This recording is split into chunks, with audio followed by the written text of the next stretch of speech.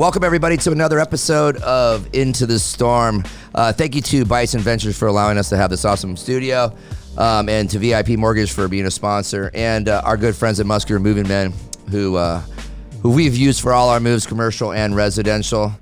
And thanks, Trey. We've got Trey over here, who's our podcast engineer. He's super overqualified. But if you need somebody to help you with your podcast, we have this studio for rent, and Trey will be your podcast engineer. So just hit me up on social media, and I will take care of it because I'm his agent. We do not have my sister here today. Unfortunately, she had a little medical procedure done, and she's at home recovering, and she is good. So we have a great guest here today who's actually in town for 24 hours. He's got to go find some schools for his kids and some house to live in, and I know you've found a couple, but we have my buddy Brian Decker here in from California, soon to be an Arizona resident. So we're looking forward to that. This is where we go.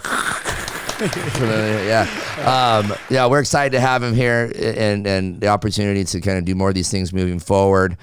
And we have some ventures that we're kind of talking about doing together. But Brian is he's a superstar in multiple different facets, but he's a serial entrepreneur.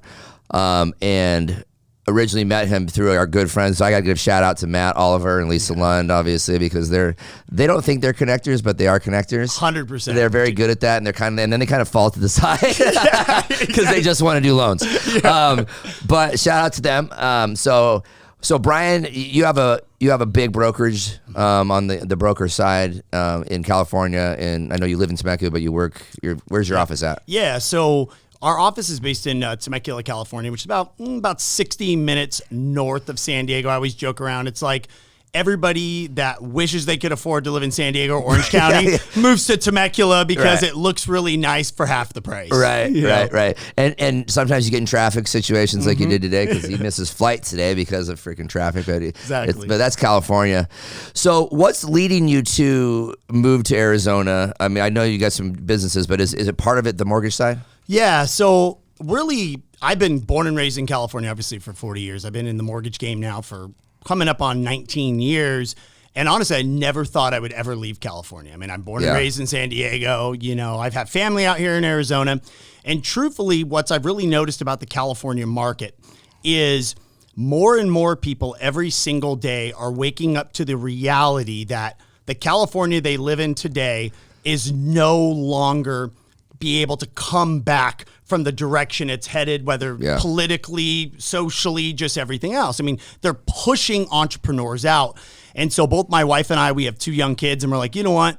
We really need to not just make this move for our family, but also, too, you got to follow the herd. If the herd is leaving California, where do you follow them to? And so with our mortgage company, how we opened up offices in, Tennessee and Alabama and Florida, we never had that intention. It's just all my clients for 19 years leave California. They want me to do their loans, so I just followed them. And, now half my clients over 19 years have left. So therefore, that's kind of led us to continue to expand. So when you expand, you open up an office in every single place that you do business? I know you do business in Tennessee. I know you do business in Alabama, but do you have offices there? Yeah. So what I really look at is when we start having a lot of clients really move to the areas. And really for me, really building a brand on Instagram and really allowed that, it forced me to get licensed in about 17 states, right? Okay. Because you can't just really control where your followers that reach out to you and ask them for assistance. You're like, oh, sorry, you know what? If you don't live in Southern California, go here. No, you got to kind of expand.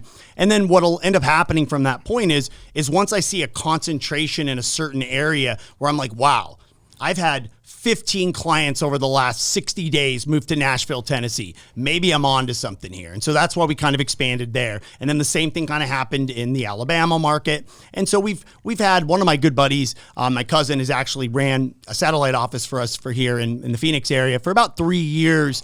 And so finally now, with just some connections and business things that have kind of happened, it's led us to expand into this market, man. And the name of your company is Modern Lending? Yep, Modern Lending. Yep. It's good branding. Yeah, right. It looks good. No, it looks good. Okay, so, and then the crypto side of things. Okay, we're going step by step because we're going to end on the juicy stuff. So the crypto side of things, talk to me a little bit about that because I've learned a little bit about that in the last couple of days talking to Matt too. I didn't realize how deep you guys were in on that. So what's that? Yeah, so it kind of all stems. my brother was a blockchain developer. Okay. My brother called me up in 2014 and we always joked around. My brother is far more intelligent than I am, but he lacked the desire to actually be ambitious for the goal of money, right? Yeah, right. And so I didn't understand. I'm like, you are so brilliant, but you are purposely working on things that don't make you money because you just like to fight that the way we do things is wrong and you want to change it for the good of the world. Well, that just doesn't work. You can do that once you have a bunch of money, then you change your world from that point. So he called me up. I'll never forget. It was like 2014. He's like, hey. I'm like, oh, what's up, buddy? Mind you, he's 4 years younger than me. He's like, you got to buy this coin called Bitcoin. And I'm like, no, that sounds like a complete Ponzi scheme. That's the dumbest name of any. I was like, what is it? And he's like, well, it's a way you can own a piece of this network and blah, blah, blah. And I was like, so it's not anything I can physically touch. It's not like a gold coin or anything. He's like, no. I'm like, you're stupid. You're an idiot. Well, anyways, fast forward to 2000 and beginning of 2019. And I had owned part of a dispensary. So one of my best friends growing up, he came to me in 2013, said, hey, can I get a loan for this? I wasn't married yet. So I had gotten a big signing bonus when I signed on a guarantee rate. Gave him the money. Long story short, it turned into, the biggest, one of the biggest cannabis brands in the entire country. So I had sold out and had gotten, several $1 million from a cash out. So I'm sitting here at this point right in 2019 and I'm like, okay, after taxes, I just got about $4 million. What the heck am I going to do with this money? I never thought I would have this much money in a lump sum. So I started exploring it. And at that point in time, I started realizing that COVID started to come into the process in the beginning of 2020.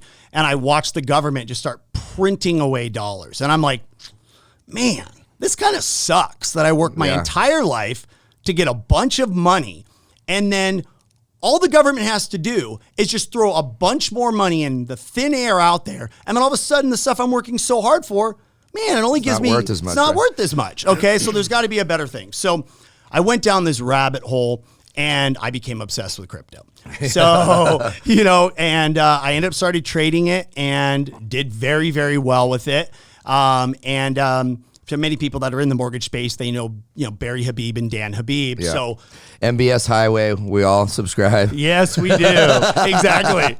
So I'll never forget Dan Habib reaches out to me. Yeah. He's like, hey man, you seem like you know a lot of stuff about crypto. And I was like, honestly, I'm really just kind of learning as we go. So long story short, Dan and I basically created what MBS Highway is for mortgage. We created that for crypto. Okay. And so we really built on that. So that's been going for about 3.5 years. It's called Crypto Charged. And my whole goal was, the problem with cryptocurrency is people think that cryptocurrency is a bunch of things trying to be money. Right. And it's just a terrible name that they use cryptocurrency. And the best way I like to explain it for somebody is if I went back to you, Ryan Madrid, and I said, Ryan, we're going to go back in time. Let's go back to 1996. Hey, would you want to invest in this little thing called the internet with me? And you're like, heck yeah, let's go back in time and do that little thing, right? But the problem is, we go back in time, who owns the internet today? Nobody, right? Yeah, nobody. It's a free service. Who makes all the money on the internet are Apple, Amazon, basically these applications that built themselves on the network, right? And then what happens is we all, like minions, use this internet thing for free. We're like, sweet. They suck all of our information. They target us and they sell us billions and billions of dollars worth of crap, and they sell our data, right? And that's how they make their money. And so what I learned about cryptocurrency is that whole system is what cryptocurrency, which was born out of the last financial crisis, where they basically, somebody, and they don't know who invented Bitcoin, his name's Satoshi, but without a lack of a better word, they basically born out of the opportunity of, this sucks that the government gets to choose who is too big to fail, and they basically at the expense of me as a taxpayer, right? Right. And so with cryptocurrency, I started really liking that concept. And what Ethereum is exactly what I just explained. Just so you can't own a piece of the internet, all you can do is basically let these really big publicly traded companies suck all your information and make all your money off you. Well, what Ethereum did is they said, hey, this new internet that we're building, not only is it decentralized, so you can go on there and be like, I think the sky's purple. I think Donald Trump's the best person. You don't have to worry about Twitter or Facebook or anybody pulling you down, right? Then on top of that, rather than these applications or the Apples of the world or Amazons of the world getting massively big at the expense of us using the internet for free. Now what happens is those applications that build on Ethereum, they actually have to buy Ethereum tokens to transact on that network. It'd be like, just like if we said, hey, Amazon, you got to buy internet coin for 50 cents for every internet coin after every customer we build. Door fee? Yeah, exactly, right? So now the greatest thing is if we could all back in time and the internet was operated where you could actually own a piece of the internet, we'd all go buy a share of the internet stock, right? Well, now what we've kind of seen politically to a certain degree where people have issues with censorship, they don't like, people telling them what they can and can't say. We've seen Ethereum explode, and owning an Ethereum token is literally owning a share of the future of the internet. And the great thing is the more transactions and people that transact on Ethereum, that's the more Ethereum that these entities have to acquire. What happens when you have continuously massive amounts of increasing demand with a shrinking supply? Price goes up. And so I think that's what really kind of took me down that rabbit hole. And that's why, truthfully, today, that most people don't realize, Ethereum on an annual basis does 3 times the transactions Visa does in the entire world. Wow. Right? So I was in Ethereum for a while, and we were not planning on going this direction, but I have a few questions here. So I had some Ethereum during COVID, and it did really well.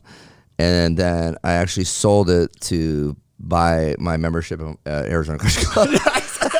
I know. I'm actually thinking about joining there. It's like, not a bad idea. So, and then everything kind of, and I sold Bitcoin as well, and I sold it this like the perfect time, and then everything came down, and I really stopped paying attention to it. And I know that Bitcoin's gone, it's slowly going back up. Is Ethereum slowly going back up as well? Yeah. So here's what the average person needs to understand. So you know how real estate runs in cycles, right? We know 10-year just banger, couple-year bust, goes sideways, and then a 10-year banger, right? Like we know that.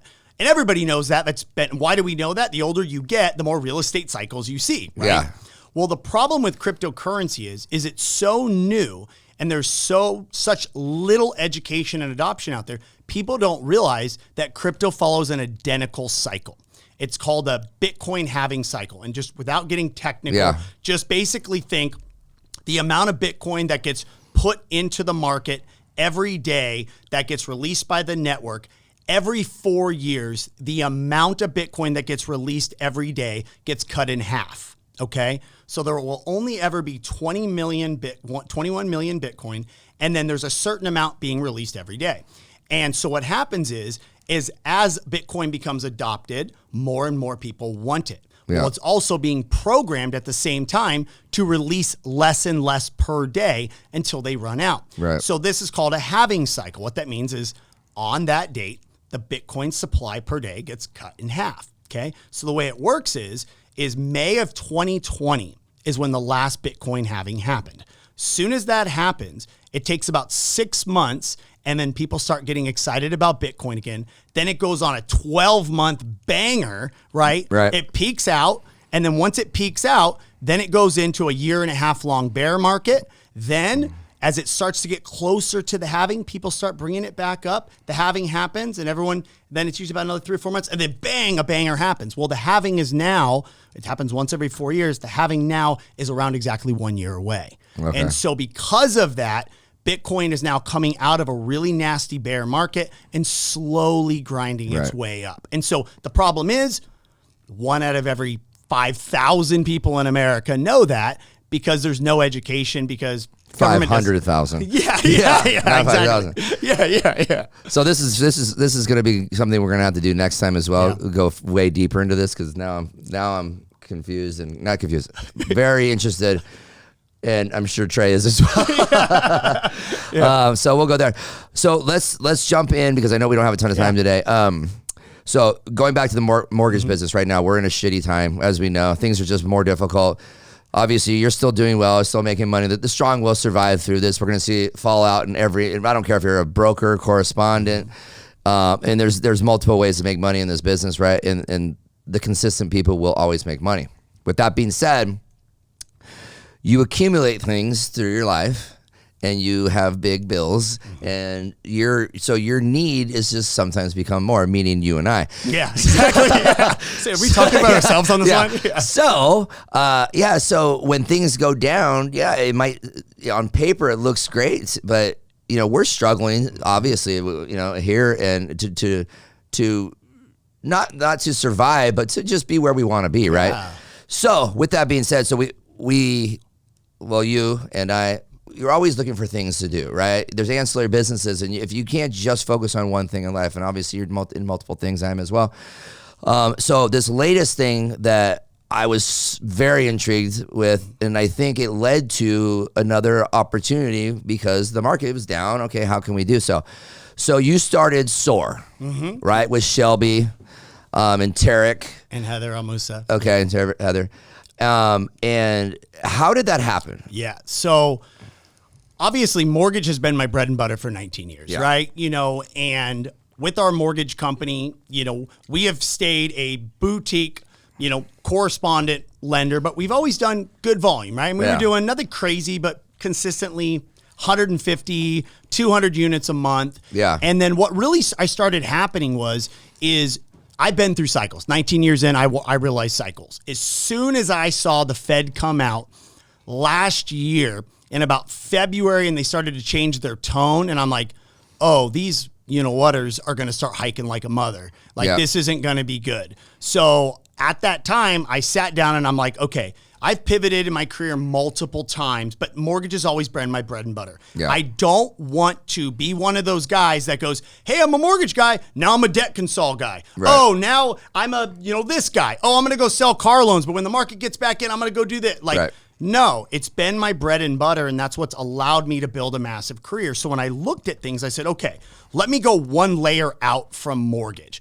And what can I look at? And then let me cross that with industries that are growing, right? So I wrote them all down. Title, insurance, all these different ones. And I looked at them all and I'm like, every one of these mother effers is going to be declining in business too. And so I kept going out. And so I found two things: artificial intelligence and solar green energy. Those are the only two industries that were predicted to grow by massive amounts over the next year. So artificial intelligence is supposed to grow by about 1,000% by 2030. Solar energy adoption is by 500% by 2030. And so I'm like, okay, this is pretty legit. So long story short, Shelby Elias, one of my longtime good friends, owns a big mortgage company up north, randomly out of the blue calls me up and he's like, bro, I think we should start a solar company. And I was like, F solar. That is the last thing I want to do. I live in California. Right. I am so tired of dealing with subordinations and crazy PPAs on my mortgage loans. This sucks. So he's like, bro, no, you got to look into this, because his mentor is Hayes Barner, one of the founders of Solar City and who now owns GoodLeap, the largest green energy, kind of finance company. So fast forward, I go down the rabbit hole, and you probably could tell from our crypto conversation, like when I go into something I obsess over like a 3-year period of time. I tell everyone there's two things. Yeah. I either obsess and I'm crazy, or if the other personality existed, I would be like one of those crazy drug addicts that would go on a bender for 12 years, Right. And so I've really focused on this. So I kind of explored all that green energy, and I realized, oh my gosh, here I am on the real estate and mortgage side, hoping to God that the mortgage industry is only going to lose 50% this year. And I'm looking at the government fighting us interest rates. And here's something that every homeowner in the high utility areas, which is California, Arizona, Florida, and Texas, is going to be forced to get from the federal government, because they want 40% of all homes in America to have solar on them by 2030. And they just rolled out a $400 billion stimulus plan in September of last year to help them do that. And I was like, okay. So I looked into the industry, and I realized the industry, and no disrespect to anybody that's currently in the solar industry, but the problem is when you have an unregulated industry, which is what the mortgage was in when me and you got originally in the business, right? When you have that, you have very, very poor consumer education in the space. So what you have is you have typically a door-to-door salesman who works for a sales organization, usually fresh out of college, going to the door and selling a homeowner on this great solar system. There's no regulation on what's being done. And many times the homeowner gets put into some basically process that just the kid wants to make a big commission check Right. on him, right? And they don't know real estate and they don't know finance. So we end up coming to the conclusion, we're like, wait, all that a green energy loan is, or a solar loan is, it's just like getting a HELOC.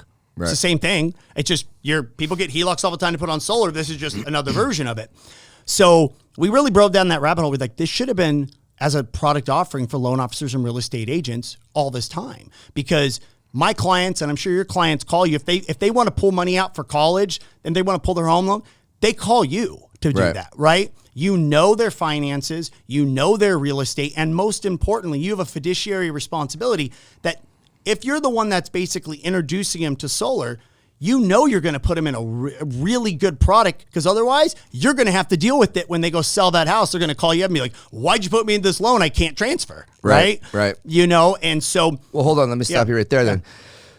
So let's talk about the reasons why people don't get it, right? And it's because of that, right? It's because of the door knocking situation. It's because of the bad reputation. And it's the reason why you and I both went, dude, I'm not getting into solar. Like, ugh, right? But you go back to like what you said. If you have a back end system, a front end systems, you've got the right. It's not a sleazy deal. You've taken to a level of like a Mercedes Benz, right? And you're going, okay, we're going to do this correctly, and we're going to make everybody feel comfortable about it. And guess what? It makes sense. So from a financial advisor standpoint, from an accountant standpoint, from your mortgage, loan officer's standpoint, you have a fiduciary responsibility, right? So, but this is a really good thing for people. Oh, it's huge. And what most people, this is the biggest misconception. The average homeowner thinks if they're going to put solar on their home, they've got to go finance $40,000, $50,000, $60,000, $70,000 in debt, okay? Yep. Get a solar payment, and it's going to take them 15 years to break even. Not true. Not true at all. And so what most people don't even realize is, as part of the Inflation Reduction Act, the government went out, and the government likes to scratch the back of, bigger companies versus smaller companies. Well, what they did is they said, hey. Timestamp this part. Trey. Yeah. What they did is they went out and they said, homeowners, if you put solar on your house, we will now pay for 30% of that system, and we will allow you to finance that remaining amount. And that's an actual tax credit, not a write-off. Now, we understand not everybody wants to finance this, because if you're going to sell the house in 2, 3, 4 years, doesn't make a lot of sense. So what they did is they said, hey, we are actually going to go out. So let's say our solar company goes out, we install panels on your roof. And now this is only for about 40 different utility districts in the country, but like APS is a huge one. TEP is a huge one. In California, it's PG&E and San Diego Gas and Electric and a couple other ones. But what they say is, hey, you guys go out and you install panels on this homeowner's house.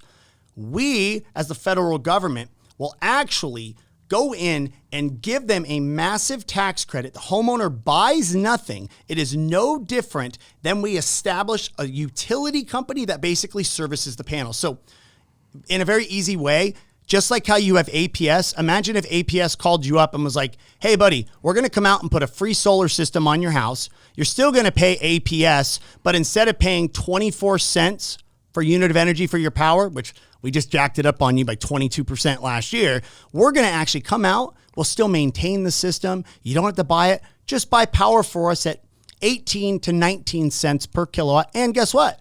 We'll make sure that we guarantee you it'll never go up more than 1.9% per year. And when you want to sell your house, cool. It's a guaranteed transfer to your new buyer, just like your utility company is. Would you like to get that, sir? You're like, hell yeah. So let me get this straight. I don't have to buy anything. I get a lower utility rate than what I'm doing. I'm not going to be subject to a double-digit hikes. You guarantee it'll never go up by more than 1 or 2%. You maintain it all, and I have to pay nothing? Right. So what's the catch? Right?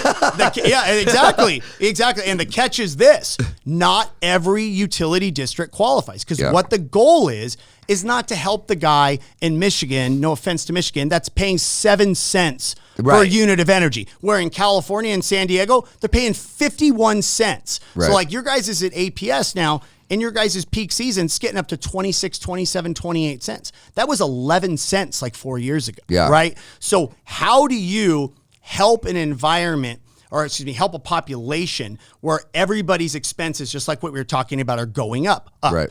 Outside of a housing expense, utility expense is the next biggest thing tied to your home, right? I mean, what was your bill?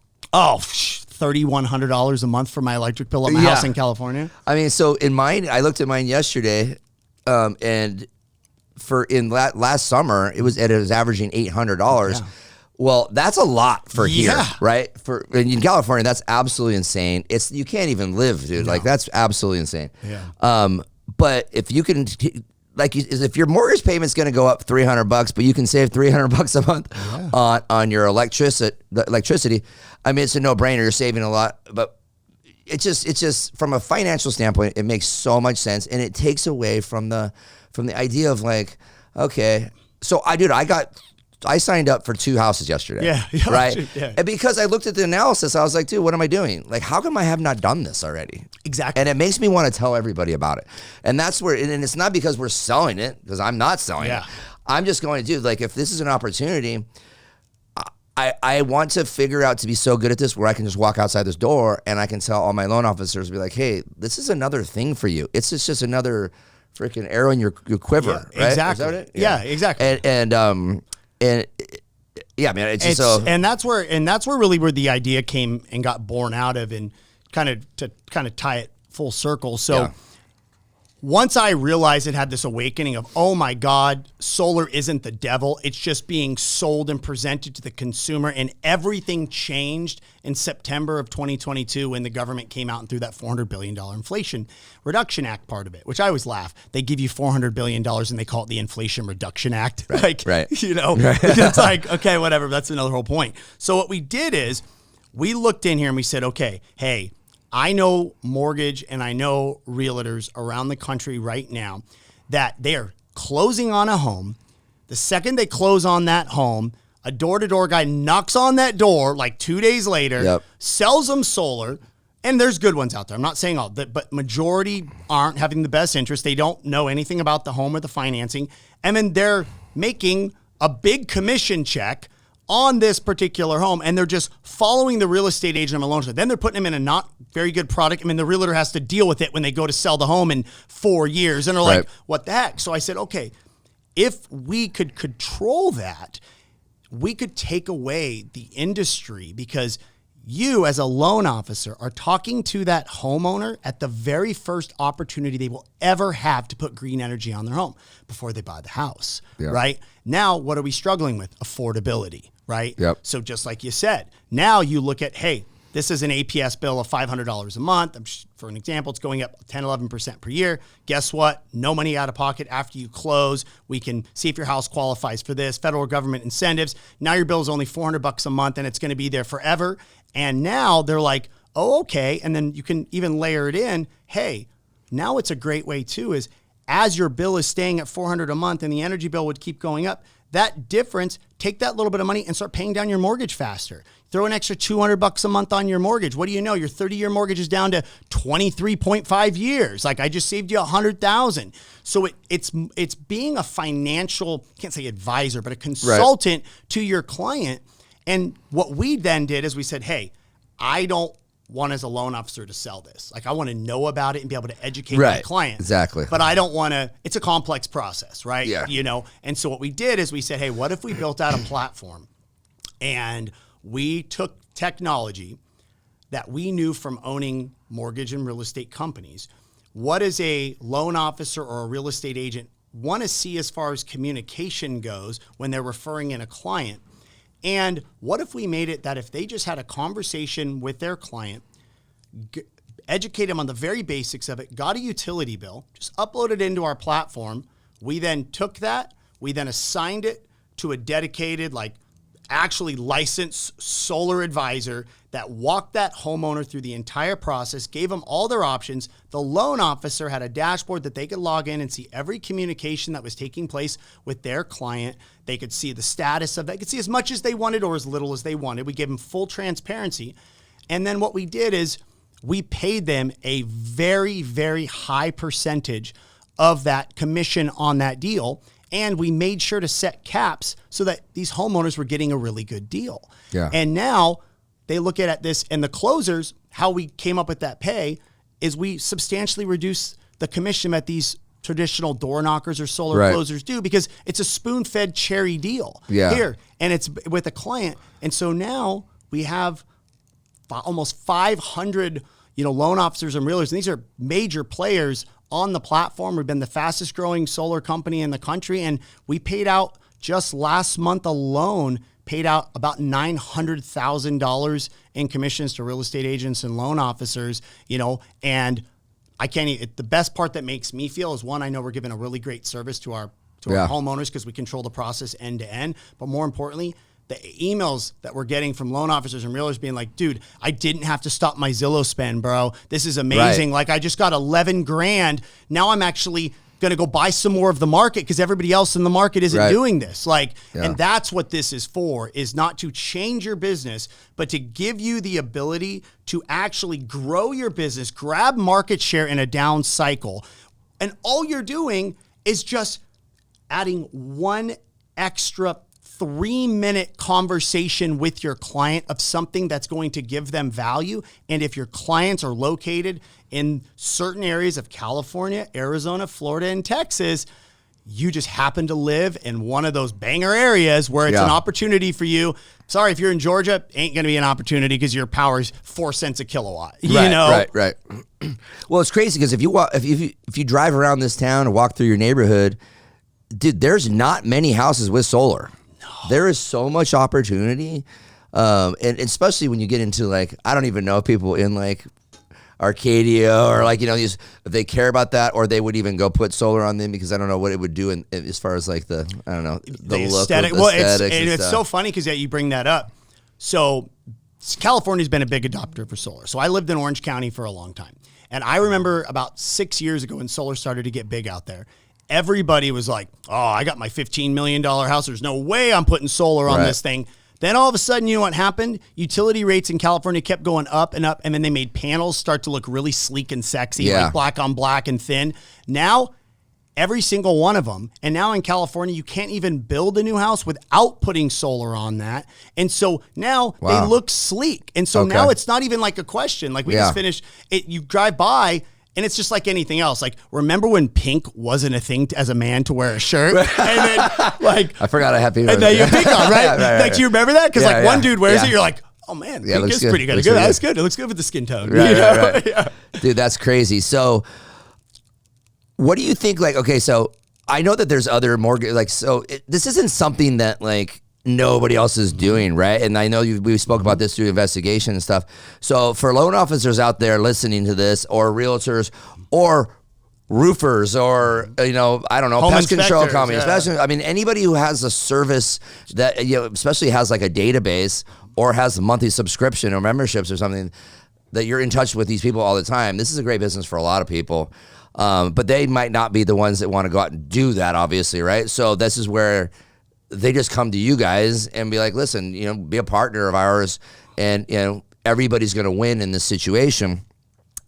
But if you dig down deep into who's doing this as well, you'll find out that this is a business for the mega companies, servicers. They're doing it. And so if you have any thought in your mind that this is something that's kind of like icky, it's not. Yeah. And especially too with that, I'm under NDAs, but it's going to be coming out in the next less than 30 days. The couple of the companies that we won contracts with are, multi-billion-dollar companies. Right. And we went through, and one of the exciting things is solar is not new. But what happened, and nobody figured out that because nobody that was in mortgage or real estate ever entered into this space. Yeah. Well, mortgage and real estate is a much more defined, seasoned industry. So this industry was just being ran by contractors. And I love contractors, but you don't ever think of a contractor be like, oh, that guy's systems are legit. Right. And so what it was. And so it's just because they didn't need to, right? And so what we did is, with building this system and brand, and then what we fixed is the problem with solar. For most companies, it's a sales organization, and it's very similar to mortgage. Imagine as a mortgage broker that your job was, all I'm going to do for my clients is shop around this loan and find the absolute cheapest possible interest rate for this, and I'm just going to throw it to that lender, right? And I'm hoping you're going to be like, well, we all know, like, it's going to take you 75 days to close over there. It's going to be a terrible experience, and the client's going to save $11 a month, like, right? So that is the way the solar industry was worked. So we knew we had to fix that. So what we did is we got vertically integrated. So they're a $1 billion organization now called Better Earth, and we were building this out. And so Zane is, we call him the GOAT in the solar world. You look him up, Zane Jan, he's the man. He's 28 years old and already has $1 billion net worth and just started in the industry. And so they built. That's frustrating. Yeah, right? Yeah, right? And I was like, I know, talk about it. I met him and I was like, oh my God, I almost could be your father. Yeah, I'm close. Yeah, you could. And so what they did is, they loved our model so much that we basically did like an equity swap merger with them. So we became fully vertically integrated, which is how we've been scaling so fast, because we basically knew the same thing why a lot of people in certain lending spaces, why do you send it to a certain lender all the time? You know, it's a standard process. It flows. You have very consistency.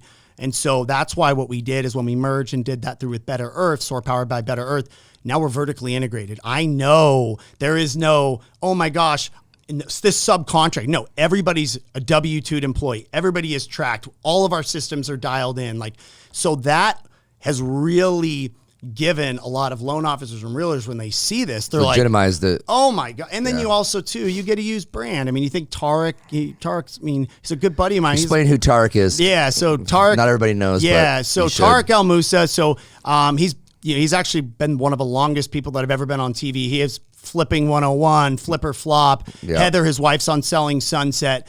He's been a good friend of mine for a long time. I mean, he's regularly in 90 million households. The new show, like the Flipping El Mousas, is a huge hit on Discovery. And so him and I had been friends for a long time. And he saw this actually when we were kind of building it out and actually asked to buy in. He's like, bro, this is amazing. And so we basically have taken that. So it's helped with a lot of real estate agents and loan officers that do all on the platform.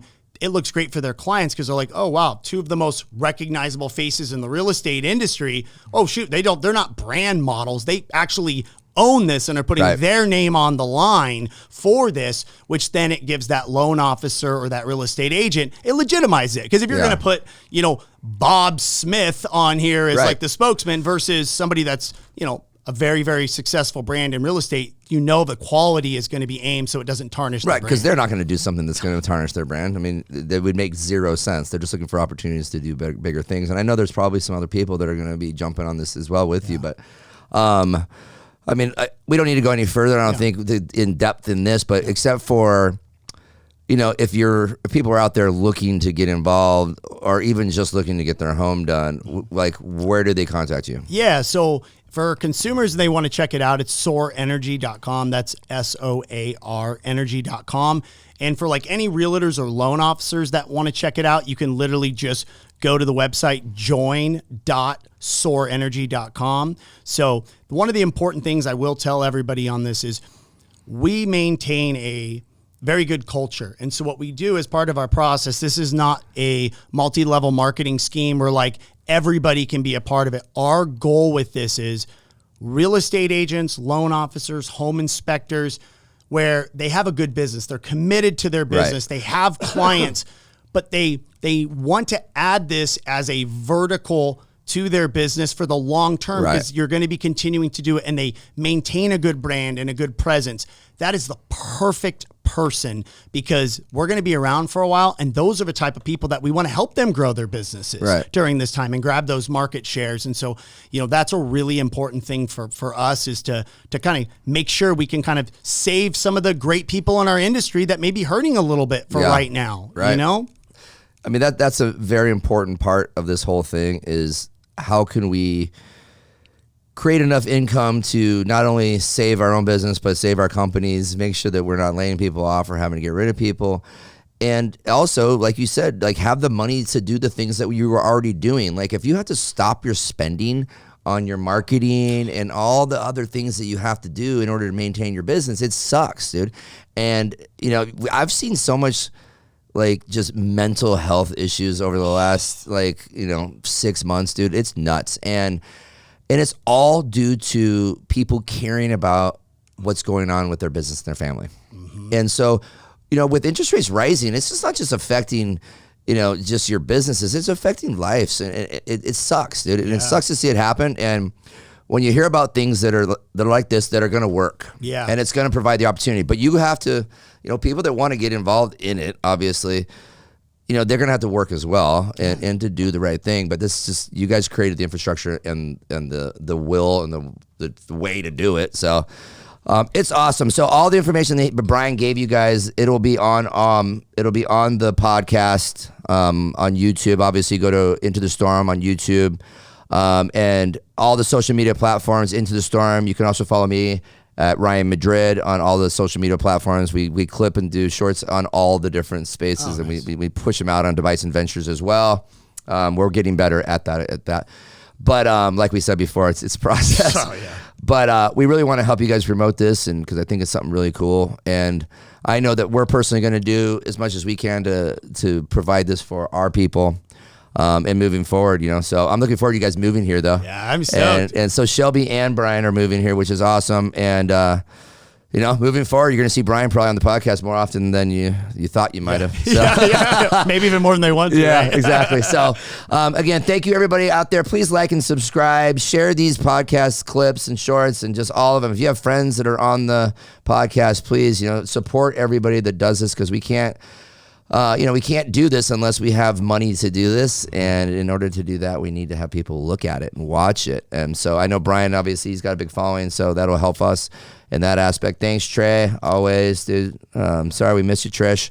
And thanks, everybody out there. Love you. Bye.